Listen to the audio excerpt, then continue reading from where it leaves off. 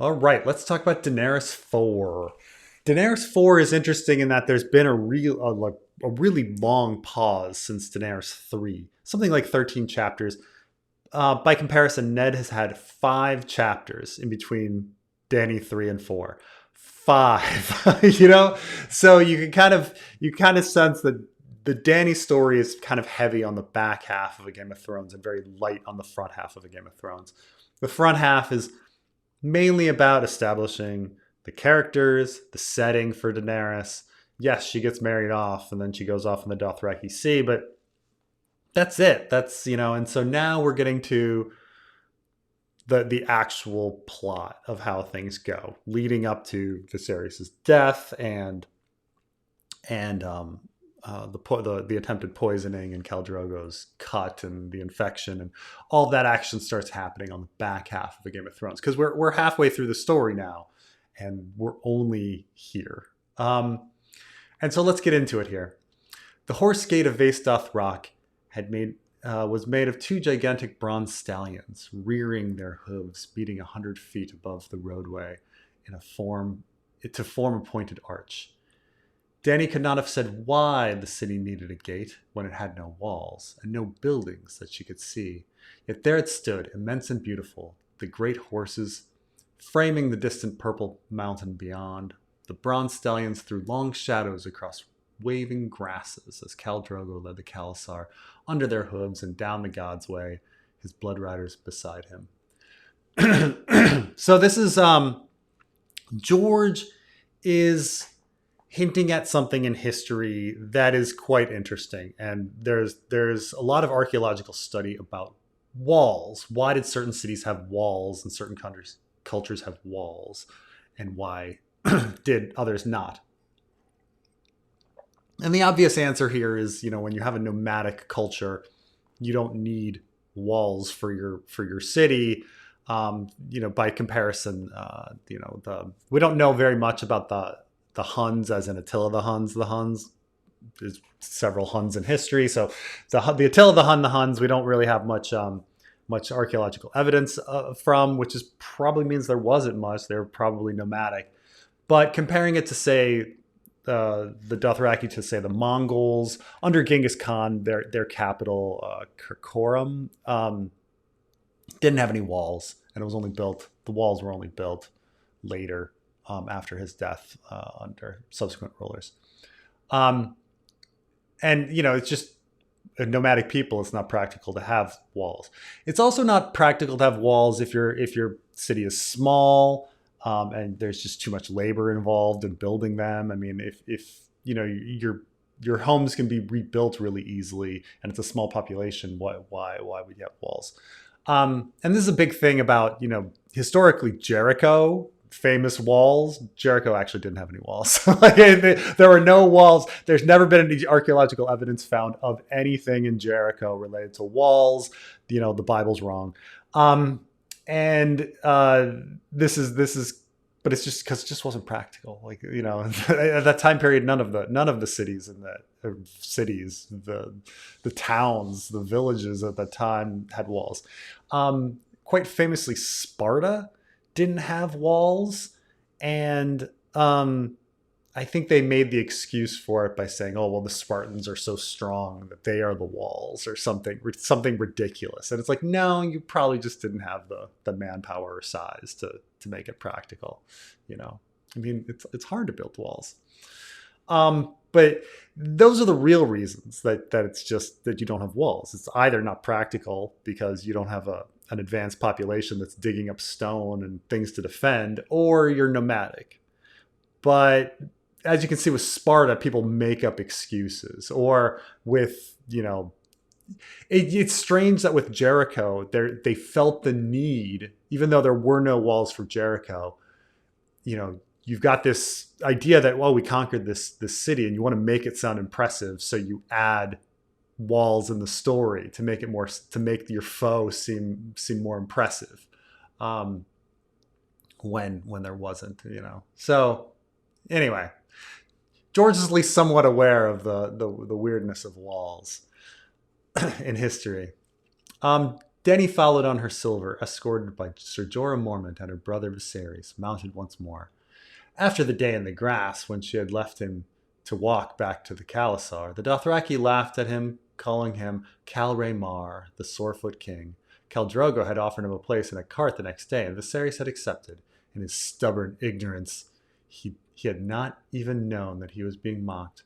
The carts were for eunuchs, cripples, women giving birth, the very young and the very old. That won him yet another name, Khal Rhaegat, the Cart King. Her brother had brought it, thought it was the way the Khal. Her brother had thought it was the Khal's way of apologizing for the wrong Dany had done him. She had begged Ser Jorah not to tell him the truth, lest be shamed. The knight had replied that the king could well do with a bit of shame, yet he had done as she bid.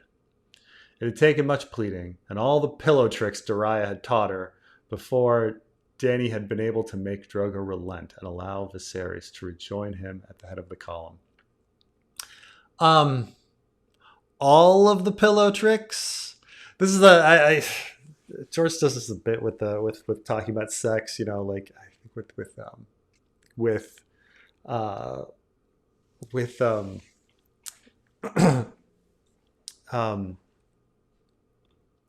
with Dario Naharis. I think in A Dance with Dragons, like the 5th or 6th chapter, it says that he had her all the ways that a man can have a woman, and you're like, all the ways, one, there's just from the Kama Sutra that there's like hundreds of ways, but also you're talking about things like what do you mean, like are they doing anal sex? What are they doing? What's all of the ways? So like all of the pillow tricks, like what's all of them? Like what? Dariah is a professional here. She should know a lot of pillow tricks. All of them? Maybe she hasn't taught her that many, but it's been months now. It's been months. Before Drogo had been able to relent and allow Viserys to rejoin them at the head of the column.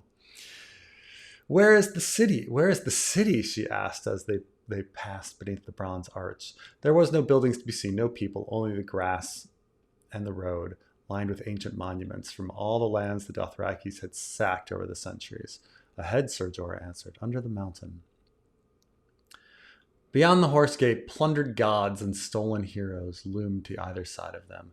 The forgotten deities of dead cities brandished their broken thunderbolts at the sky as Dany rode her silver past their feet. Stone kings looked down on her from their thrones, their faces chipped and stained, even their names lost in the mists of time. Lithe young maidens danced on marble plinths, draped only in flowers, or poured air from shattered jars. Monsters stood in the grass beside the road, black iron dragons with jewels for eyes, roaring griffins, manticores with their barbed tails poised to strike, and the other beasts that she could not name. Some of the statues were so lovely that they took her breath away, others so misshapen and terrible that Dany could scarcely bear to look at them. Those, Ser Jorah said, had likely come from the Shadowlands beyond Ashai. Of course, like when did the Dothraki get all the way to Ashai? when did that happen? Because we specifically hear that at least Khal Drogo hasn't heard of like taking down Karth. But I mean, it seems like Karth's been attacked. I guess I'm going to say that Karth's been attacked before. It's got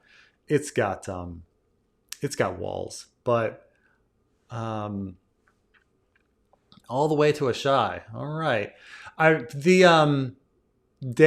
Throughout a Game of Thrones, Jorah does try to tempt Dany with Ashai. He's constantly trying to get her to Ashai.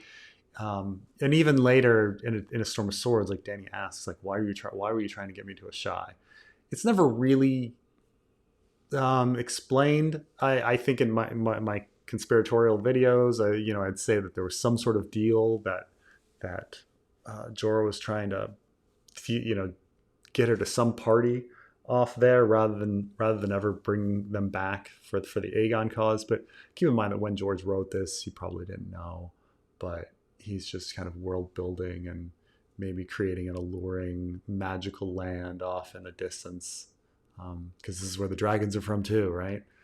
For ultimate exoticism, a shy, um, but also like dragging these massive monuments back. So many, she said, as her silver stepped slowly onward, and from so many lands. Viserys was less impressed. The trash of dead cities, he sneered. He was so careful to speak in the common tongue, which few Dothraki could understand. Yet even so, Dany found herself glancing back at the men of her cause. On this, he was careful to speak in the common tongue. Like, at this point, does Viserys know some Dothraki? I mean, he should know some Dothraki just from osmosis, but say he's being stubborn and he's only talking about High Valyrian. Like, do the Dothraki, do they know High Valyrian? Like, like, so careful to speak in the common tongue. Does he have to be careful? Doesn't he speak in the common tongue all the time? Have we ever seen him speak in anything else than the common tongue? I mean, later we find out that Dan does learn High Valyrian, but or knows High Valyrian that she supposedly. I mean, I guess we have no proof, but learned from Viserys. But careful. Like, was he just gonna slip into Dothraki, which he doesn't know, because later he's specifically like killed because he doesn't know enough Dothraki, and then, or is he naturally just gonna slip into High Valyrian? So careful to speak in the common tongue. It's a weird, this is a weird line. Yet Evanson and Dany found herself glancing back at the men of her cause, to make certain that he had not been overheard. He went on blithely. All these savages know how to do is steal the things better men have built and kill. He laughed. They do know how to kill. Otherwise, I'd have no use for them. All this is true. I know that they're trying to romanticize the Dothraki culture here for Dany, and Jorah seems even taken by the romance of the Dothraki culture and the way they're doing things. But I don't know if it ever really wins over the reader. It's certainly never won over me. I mean, these are, as I say, slavers, very cruel, savage slavers, their culture. And I guess you're supposed to think that Dany is naive and young, and she's finding things to really appreciate and love about the Dothraki culture. Kind of in the same way that Jon eventually falls in love with the wildling culture. But with the wildling culture, there's at least, you kind of understand why they do certain things. Like, they have certain practices that make sense. The Dothraki culture always seems foreign and contradictory and weird. But yeah. These are my people now, said Dany. You should not call them savages, brother. The dragon speaks as he likes, Viserys said in the common tongue. He glanced over his shoulder at Rago and Rakara riding behind them, and favored them with a mocking smile. See, the savages lack the wit to understand the speech of civilized men. A moss-eaten stone monolith loomed over the road, 50 feet tall. Viserys gazed at it with boredom in his eyes. How long must we linger amidst these ruins before Drogo gives me an army? I grow tired of waiting. It has been now several months. I mean, this is really kind of shitty for Viserys. I mean, he's been cheated. And I know that, they try to have this as like, oh, they give gifts in their own time. It's like, no, they don't. They've got fucking markets. Khal Drogo lived in Pentos. Like, he understands how the free cities and the rest of the world work. It's kind of silly. Like, it's like, look, I'm American, but I understand that the rest of the world uses the metric system. Like, I get it. Like, it's not like, I make, I all of a sudden somebody's like kilometer on. I'm like, oh, you have to understand. We Americans, we use miles. We can't possibly fathom the kilometer. Like it's it's it's unreasonable because the Dothraki are interacting with other cultures constantly. They understand how commerce works. There's commerce in their city. They have the eastern and western markets. It's ridiculous. The princess must be presented to the Dash Khaleen. The crones, yes, her brother interrupted, and there's supposed to be some mummer's show of a prophecy for the whelp in her belly. You told me. What is that to me? I'm tired of eating horse meat, and I'm sick of the stink of these savages. He sniffed at the wide, floppy sleeves of his tunic, where it was custom to keep a sachet. It could not have helped much. The tunic was filthy. All the silks and heavy wools that Viserys had worn out of Pentos were stained by hard travel and rotted from sweat. I mean, it's now been months. I mean, they should be kind of gone. Silk, and wool. Like, the wools would still be around. The silks would probably be in pieces.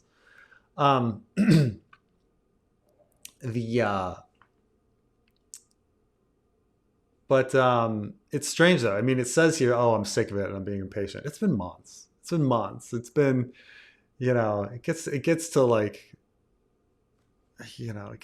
close to like 9 months or a year before Viserys dies. I'm trying, because keep in mind she's traveling for a while, then she gets pregnant, and she's like visibly pregnant when Viserys, like she's showing when Viserys dies. Because we haven't been with Dany's story very long, it doesn't seem like much time has passed, but a lot of time has passed.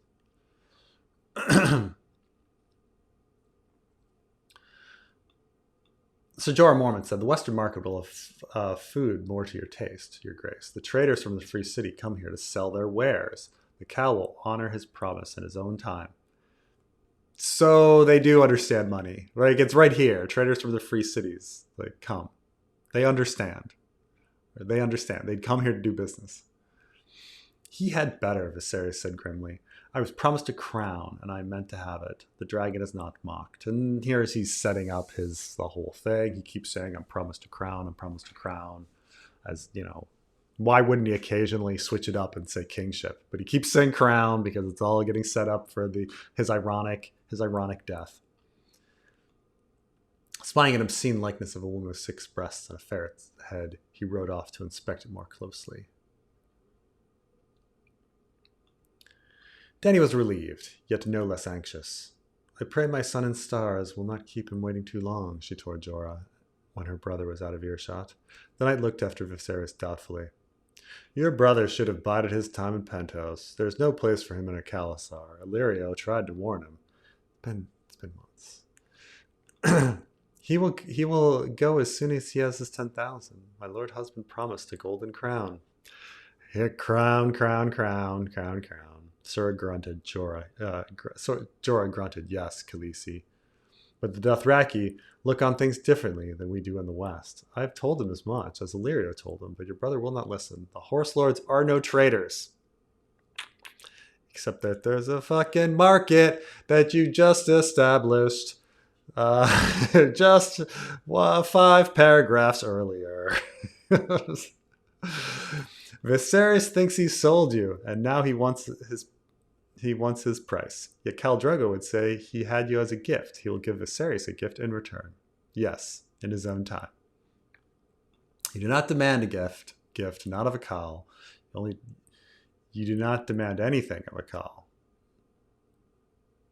It is not right to make him wait. Dany did not know why he was defending her brother, yet she was. Viserys says he could sweep the 7 kingdoms with 10,000 Dothraki screamers. So Jorah snorted. Viserys could not sweep a stable with 10,000 brooms. Well, we do kind of find out that like 10,000 might be the right amount of numbers. Viserys might actually be right about this because 10,000 Golden Company is what they take, for Aegon. And so the idea is you land with 10,000 and then people join in. I mean, if nobody joined in, certainly not 10,000, but the idea is that 10,000 is the start, and then all the loyalists come out of the woodwork.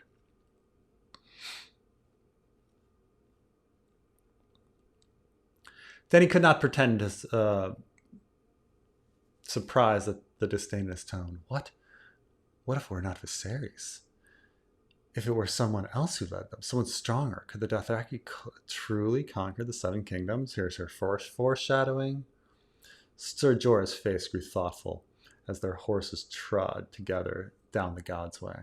When I first went into exile, I looked at the Dothraki and saw half-naked barbarians as wild as their horses. If you'd asked me, Princess, I should have told you that 10,000 good knights would have no trouble putting to fight 100 times as many Dothraki. But I asked you now? Now I am less certain. They are better riders than any knights, utterly fearless, and their bows outrange ours. In the Seven Kingdoms, most archers fight on foot, from behind a shield wall or a barricade of sharpened stakes. The Dothraki fire from horseback, charging or retreating. It makes no matter. They are full as deadly, and there are so many of them, my lady. Your lord husband alone counts 40,000 warriors in his khalasar. Now, what Jorah is kind of saying is true if you think about it historically. Like, the Huns and the Mongols and various nomadic horse riding people from the east, they were really good warriors, and they did give knights from the west a real run for their money until they came up against walls and castles. That was the big decisive thing. Yes, in the field. If you're in the field, yeah, of course these horses are going to be able to defeat,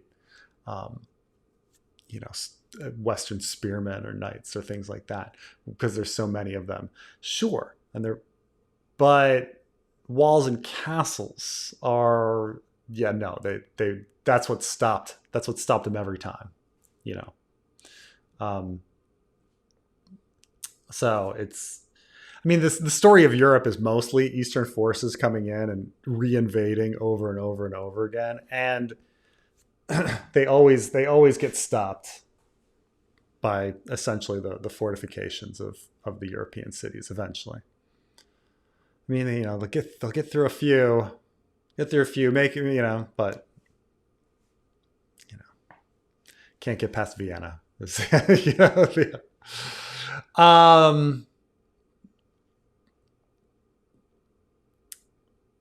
Is it truly so many? Your brother Rhaegar brought as many men to the Trident, Sir Jorah admitted. But of that number, no more than a tenth were knights. The rest were archers, free riders, foot soldiers, armed with spears and pikes. When Rhaegar fell, many threw down their weapons and fled the field. How long do you imagine such a rabble would stand against a charge of 40,000 screamers howling for blood? How well would boiled leather jerkins and mailed shirts protect them when arrows fall like rain? Shields work pretty well against, but again, it's this idea that you're not,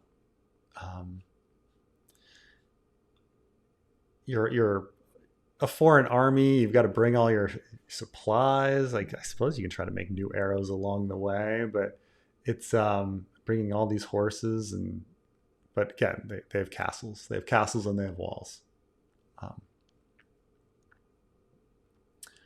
And what's weird is later, I think Dany, when she's taking Slaver's Bay, she thinks about Viserys and Viserys talking about Warcraft. But here, she just kind of forgets about it, and she's like, I'm so dumb. I guess not well. I guess you're right. He nodded. Mind you, princess, if the lords of the Seven Kingdom have the wits of the gods that give a goose, it'll never come to that. The riders have no taste for siegecraft. Here we go. I doubt they could even take the weakest castle in the Seven Kingdoms. But if Robert Baratheon were fool enough to give them battle, is he a fool? I mean, so Jorah is aware of it too. It's all about the fortresses. Sir Jorah considered that a moment. Robert should have been born Dothraki, he said at last. Your call would tell you that only a coward hides behind stone walls instead of facing your enemy with a blade in hand. Of course they say that. Um, you know, it's always those things. I don't know if you're like if somebody's not again if here's this thing that you'll find in life. Whenever somebody is up against a technique or something that they're very bad against, they will try to trick their opponent in not using it. And you'll see this in fighting. Like people will be like, "Oh, he's kicking like a girl," or something like that. Oh, because you can't deal with kicks, you want him to not kick, and stuff like that. Oh, you're using this technique in a game over and over again. That's because you're weak, or that's because you're cheating. There's always some technique that they try to psychologically convince you not to use your strength. And so this is what's going on here. Cowards hide behind stone walls. Well, that's because the stone walls are superior. So of course he's going to try to convince his opponent to not use the strongest aspect of his um, arsenal, for lack of a better word. So this thing is you'll find this in life all the time. People try to convince you not to use your strength. They try to shame you into not using your strength, but use it. Don't use what you have. Use every weapon in your arsenal. If you ever have to fight, and metaphorically, physically, use what you have. Don't be shamed into not. The usurper would agree. He's a strong man, brave and rash enough to meet Dothraki horde in open field. But the men around him, well, the pipers play a different tune. His brother Stannis, Lord Tywin Lannister, Eddard Stark, he spat. And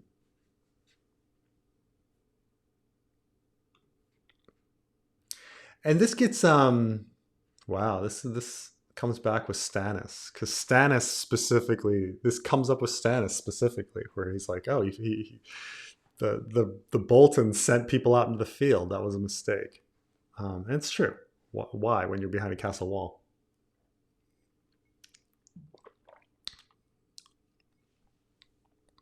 And it's like, you hate this Lord Stark. This is, of course, there's no reason for Dany to single out Eddard Stark here versus, say, Stannis or Tywin. But I mean, maybe because he was the last and he spat. But this is, of course, like plot convenience. Like, we think Lord Stark is important, and he's the one that defended Dany just a few chapters ago in the small council scene. So of course we get this. You hate this Lord Stark, and then we get this. He took from me all I loved for the sake of a few lice-ridden poachers and his precious honor. Yeah, this class war thing.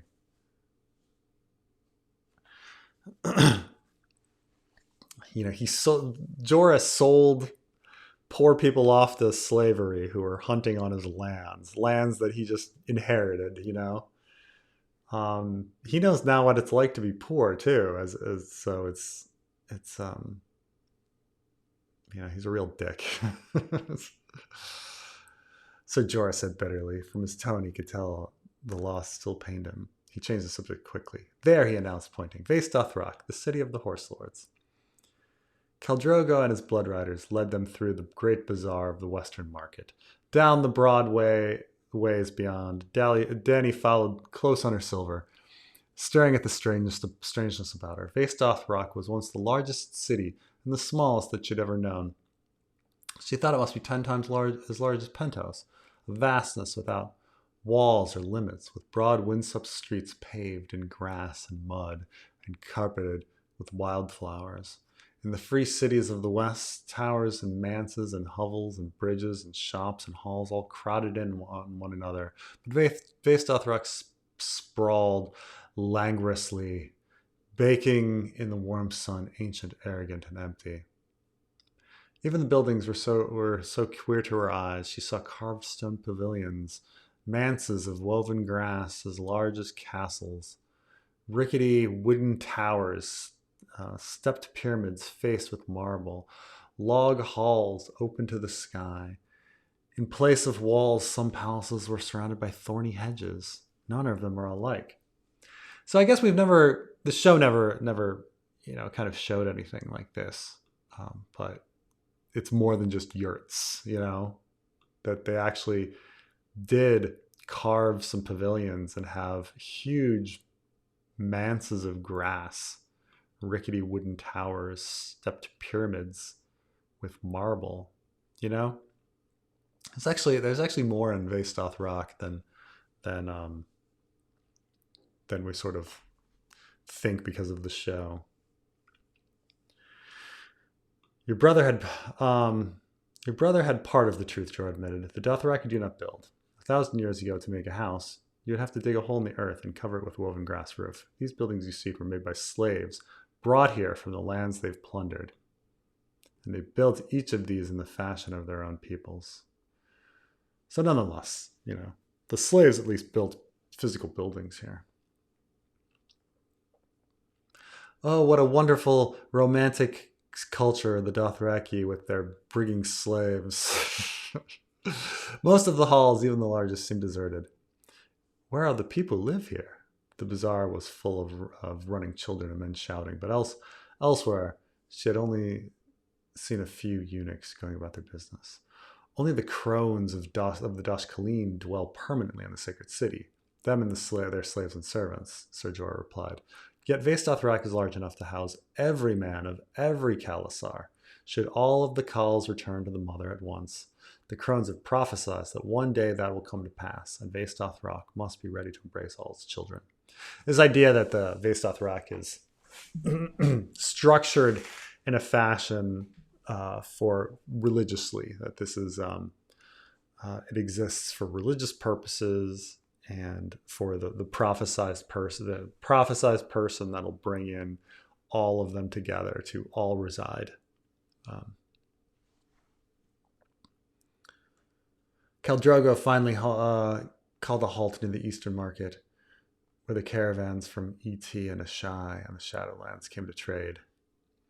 With the Mother of Mountains looming overhead, Dany smiled as she recalled Magister Illyrio's slave girl and her talk of a palace with 200 rooms and doors of solid silver. The palace was cavernous wooden feasting hall, its rough-hewn timber walls rising 40 feet, roof sewn silk, a vast billowing tent that could be raised to keep out rare rains and lowered to admit endless sky. Around the hall were broad grassy horseyard fenced in with high hedges, fire pits, hundreds of earthen houses that bulged from the ground like miniature hills covered with grass. It is also interesting that the Viserys heard about the religious ceremony beforehand, and I do wonder if, how much Illyrio knows about this religious ceremony, how much is planned, how much is in the show. They had every person getting the same prophecy, but the question is, does Illyrio paying people to have some sort of prophecy in here? Is George leaving it open? An army of slaves had gone ahead to prepare for Khal Drogo's arrival. As each of the riders swung down from his saddle, he unbelted his arak and handed it to a waiting slave, and other weapons he carried as well. This is a lot of world building. Even Khal Drogo himself was not exempt. Ser Jorah had explained that it was forbidden to carry a blade in Vaes Dothrak. All foreshadowing set up. We heard about this before in the small council chapter, that you weren't allowed to do this or shed a free man's blood. Even warring khalasars put aside their feuds and shared meat and mead together when they were in sight of the Mother of Mountains. In this place, the crones of the Doshkaleen had decreed all Dothraki were one blood, one khalasar, one herd. And of course, you're not allowed to shed any blood. This idea of shedding blood. I mean, there's a Simpsons joke. Oh, he was part of a bloodless coup, all smotherings. This goes back to The Merchant of Venice, where he says, "Oh, I want my pound of flesh," and he's like, "Yes, you wanted a pound of flesh, but you didn't ask for any. But you can't shed a drop of blood." This idea that there's clearly implication with certain things. Like when I said a pound of flesh, clearly I was talking about killing the person. Like that was implied. But then for you to be like, no, you can't shed a drop of blood. This is the reverse here. Like you can't shed the blood. The implication is you can't kill them. And it's like, well, but I'm just going to kill them in a different way, like, and I'm sure some blood would have dropped out if you threw molten gold over somebody. I'm sure blood's gonna come. I'm sure blood's gonna spill. Kaholo came to Dany and Eerie and Jeekwe. To Dany as Eerie and Jeekwe were helping her down off her silver. He was the oldest of Drogo's 3 Bloodriders, a squat bald man with a crooked nose and a mouth full of broken teeth, shattered by a mace 20 years before, when he saved the young Kalaka from sellswords who hoped to sell him to his father's enemies.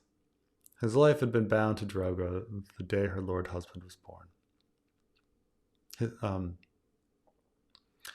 Every Khal had his Bloodriders. At first, Dany thought of them as a kind of Dothraki Kingsguard, sworn to protect their lord, but it went further than that.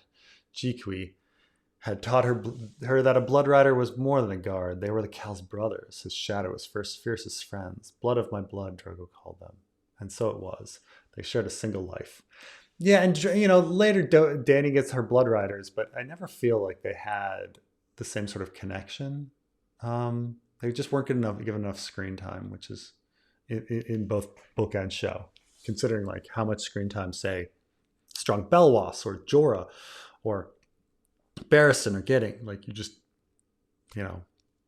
Ricaro and Jogo, and I mean she should have more affection for them. They should have more conversations. The ancient traditions of the Horse Lords demanded that when the Khal died, his Bloodriders died with him to ride at his side in the Nightlands. If the Khal died at the hands of some enemy, they lived only so long as to avenge him, and then followed him joyfully into the grave. What a beautiful culture, forcing people to commit suicide. In some khalasars, Jeekwe said, the Bloodriders shared the Khal's wine, his tent, even his wives, though never his horses. A man's mount was his own. So I guess Dany hasn't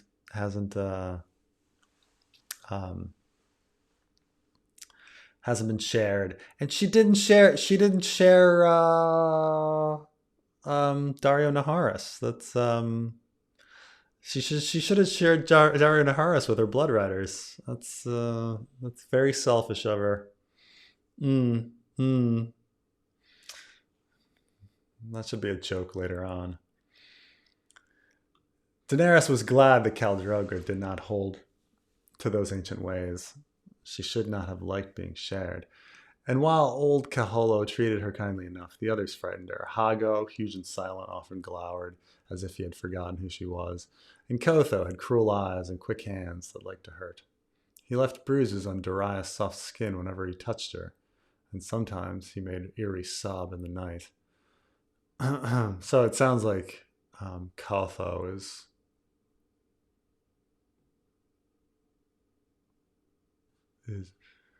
is taking, even his horses seem to fear him. So it sounds like Kotho is also sleeping with Doria and Eerie. It does make me wonder if Khal Drogo, I imagine, is allowed to sleep with them too. But we never hear it. We don't hear about that. Khal Drogo sleeping with the other women. Huh. Yet they were bound to Drogo for life or death, and so Daenerys had no choice but to accept them. And sometimes she found herself wishing her father had been protected by such men. In the songs, the White Knights of the King's Guard were ever noble, valiant, and true, and yet King Aerys had been murdered by one of them, the handsome boy they now call the Kingslayer. And a second, Sir Barristan the Bold, had gone over to the usurper. She wondered if all men were as false in the Seven Kingdoms. When she sat the Iron Throne, she would see that he had Bloodriders of his own to protect him against treachery in the Kingsguard. when her son sat the Iron Throne. Khaleesi, Khal said to her Dothraki, Drogo, who is blood of my blood, commands me to tell you that he must ascend the Mother of Mountain this night to sacrifice to the gods for his safe return. Only men were allowed to set foot on the Mother, Dany knew. The Khal's Bloodriders would go with him and return at dawn. Tell my sun and stars that I dream of him, and I wait anxious for his return. She replied thankfully. Dany tired more easily as the child grew within her. In truth, a night of rest would be most welcome. Her pregnancy only seemed to have inflamed Drogo's desire for more, and of late his embrace left her exhausted. Dothrak led her to the hollow hill that had been prepared for her at her call. I do wonder if like the pregnancy makes Drogo even hornier, if there's some idea of like power or something with it. That's turning him on. It was cool and dim within, the tent made of earth. Jiqui, a bath, please, she commanded, to wash the dust of travels from her skin and soak her weary bones. It was pleasant to know that they would linger here a while, that she would not need to climb back on her silver on the morrow. The water was scalding hot, as she liked it. I'll give my brother his gifts tonight, she decided as Jiqui was washing her hair. He should look like a king in the sacred city. Dothrak, run and find him and invite him to sup with me. This is a big thing. Okay, so she clearly tells Dothrak to run and find him and invite him. Viserys was nicer to the Lyseni girl than her Dothraki handmaids, perhaps because Magister Illyrio had let him bet her back in Pentos. Irri, go to the bazaar and buy fruit and meat, anything but horse flesh. Horse is best, Irri said. Horse makes strong man. Viserys hates horse meat, as you say, Khaleesi. She brought back a haunch of goat and a basket of fruits and vegetables. Having had, first of all, it should take Irri a lot longer to go to the market and pick out fruits and vegetables and meat and bargain and whatever than for Dothrak to go and invite Viserys to dinner. It should take much, much longer. Like this, she just gave her this like task that should take like an hour. And she gave Dothrak a task that should take like 5 minutes. So I don't know what's going on here. It's having eaten horse meat on several occasions and having had goat countless times. They're similar enough. I mean, goat is a little gamier, maybe a little fattier. And horse, horse tastes a lot like steak. I mean, it's a little drier than steak, but it tastes like steak. And goat, goat's got that dirty flavor to it. Anyway, a basket of fruits and vegetables. It's just funny to hate horse. I mean, it might be he's making a point of it to hate horse. But this is like liking turkey but not liking chicken. You'd be like, really? Like they're pretty similar. They're both poultry. Jiqui roasted the meat with sweetgrass and fire pods, blasted it with honey as it cooked. And there were melons and pomegranates and plums and some queer eastern fruit that Dany did not know. While our handmaids prepared the meal.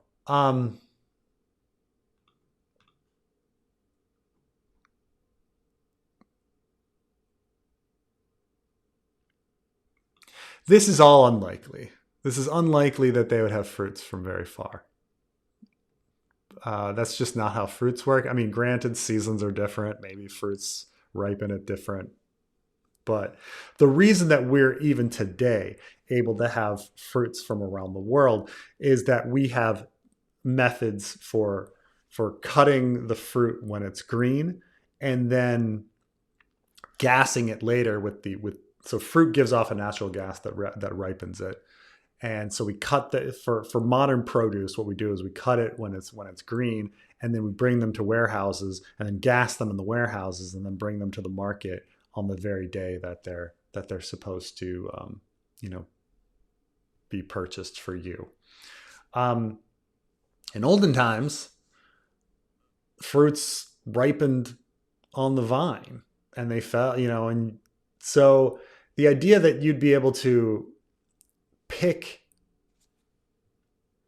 melons and pomegranates and plums and transport them, because Vaes Dothrak is in the middle of nowhere. It is like a month's ride from anywhere else. Like, that you'd be bringing in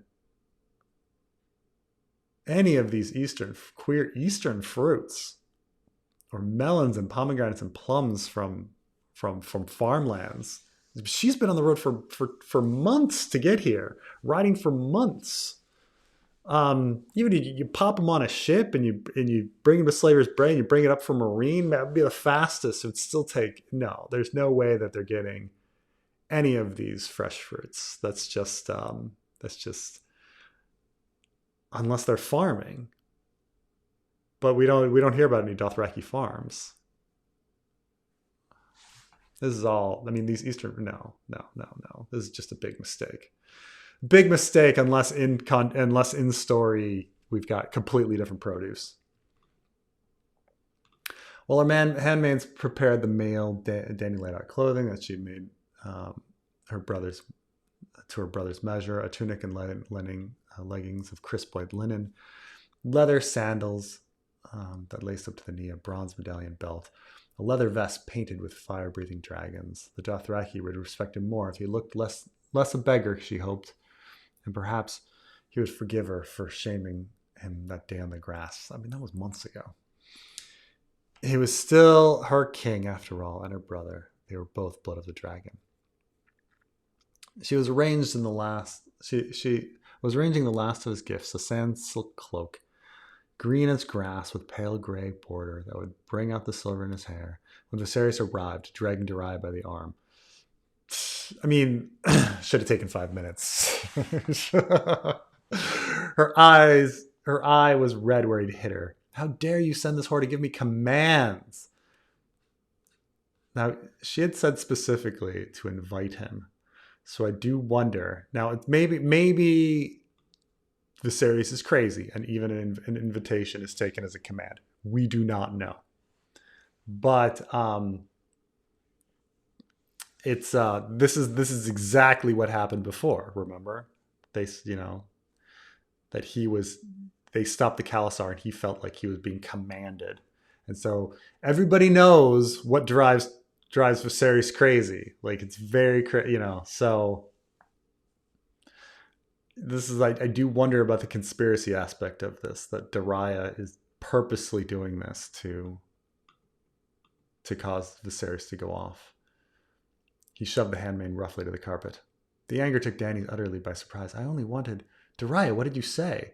Khaleesi, pardons. I went to him, as you bid, and told him you commanded him to join you for supper. That is not what she said. She invited him. So we find out that this was not what she bid. She did not command him. And Daria's from Weiss. She knows better. So yes, this was completely Daria's fault. Dany clearly invited him to dinner, not commanded him to join her for supper. No one commands the dragon. This whole thing again, Viserys snarled. I am your king. I should have sent you back her head. Daria did this on purpose. The Lyseni girl quailed, but Dany calmed her with a touch. Don't be afraid. He won't hurt you. Sweet brother, please forgive her. The girl misspoke herself. Yes, I told her to ask you to sup with me, if it pleases your grace. She took him by the hand and drew him across the room. Look, these are for you. That she didn't misspeak. Yeah. And now he's in a bad mood. Viserys frowned suspiciously. What is all this? New raiment. I made it for you. Dany smiled shyly. He looked at her and sneered. Dothraki rags, do you presume to dress me now? Please, you'll be cooler and more comfortable. I thought maybe you dressed like them, the Dothraki. Dany didn't know how to say it without waking the dragon. Next you want to braid my hair. I'd never. Why was he always so cruel? She had only wanted to help. You have no right to braid. You have won no victories. Yeah, that was bad. It was the wrong thing to say. Fury shone in his lilac eyes, yet he dared not strike her. Not with her handmaids watching and the warriors of the cause outside. Viserys picked up the cloak and sniffed at it. It stinks of manure. Perhaps I shall use it as a horse blanket. I had Dariah sew it especially for you, she told him, wounded. These are garments fit for a khal. I am the Lord of the Seven Kingdoms. I'm not some grass-stained savage with bells in his hair. Viserys spat back at her. He grabbed her arm. You forget yourself, slut. Do you think that big belly will protect you if you wake the dragon? Right in front of Dariah, he shows his hand that he is willing to attack her, even as pregnant. His fingers dug into her arm painfully, and for an instant, Dany felt like a child again, quailing in the face of his rage. She reached out. Has he used quail a bunch of times here? Am I imagining his overuse of the word quail?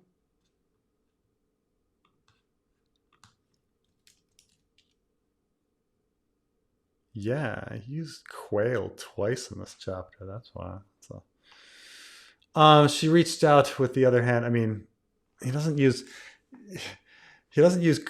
George only uses quail 3 times in all of Ice and Fire. He uses it twice here.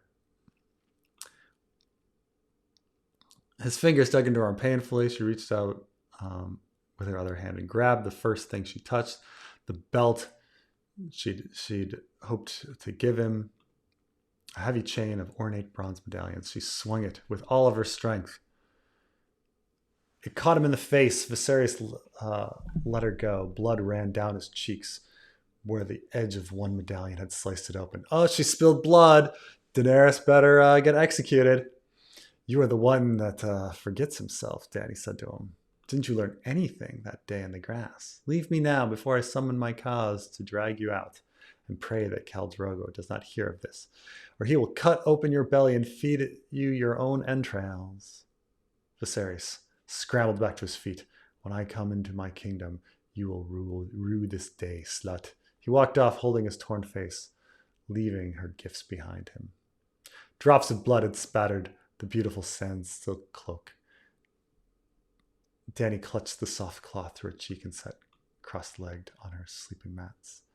Your supper's ready, Khaleesi, Jiqui announced. So not only they went to the market, this time, they went to the market, shopped, got all the fruits and vegetables, bought the goat, came back, prepared the goat, all in the time that Dariah went to invite him. I'm not hungry, Dany said sadly. He was suddenly very tired. Share the food amongst yourselves, and send some to Sir Jorah if you would. After a moment, she added, please bring me one of my dragon eggs. Irri fetched the egg with a deep green shell, bronze flecks shining amid its scales as she turned it in small hands. Dany curled up her side, pulling the sand-silk cloak across the cradling egg in the hollow between her swollen belly and her small tender breasts. She liked to hold them. This is all kind of added. We know that originally Dany finds the eggs outside of Vaes Dothrak, and so this is kind of a tacked on thing. They're so beautiful, and sometimes you just close them to make her feel stronger, braver, as if somehow she were drawing strength from the stone dragon locked inside. They were lying there, stone dragons. They were lying there, holding the egg. She was lying there, holding the egg, when she felt the child move within her, as if he reached out, brother to brother, blood to blood. You are the dragon, Dany whispered to him. The true dragon. I know it. I know it. And she smiled and went to sleep, dreaming of home. And there it is. Yeah, that egg thing is clearly tacked on. Originally, she finds the eggs outside of. Originally, there's no dragons. Originally, she finds the egg, and then that was changed to she finds the dragon eggs outside of Vaes Dothrak. But yeah, there it is. How